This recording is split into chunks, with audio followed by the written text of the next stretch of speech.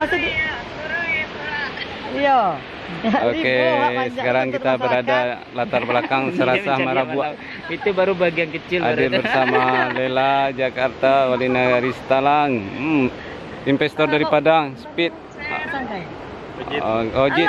Alah, Bapak Kakak Maria. Sekarang depan kita Serasah Marabua Nagari Sitalang. Banyak destinasi yang ada di Sitalang, salah satunya Serasah Marabua, Serasah Malanca, Serasah Kuali. Inilah lokasi Serasah Marabua.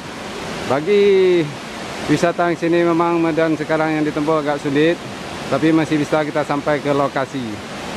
Oke, assalamualaikum. Sekarang di belakang kita adalah Serasah Marabua Nagari Sitalang, salah satu destinasi wisata yang ada di Nagari Sitalang. Di Nagari Sitalang banyak terdapat serasah seperti ini. Ini salah satunya Serasah Marabua. Inilah ketinggiannya hampir sama dengan air terjun Lembah Anai.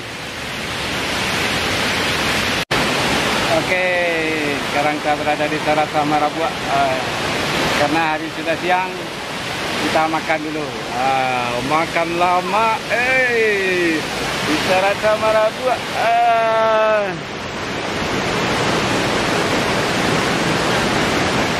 Bukan dari AID lah. Apa bawah itu bahasa barang Mina.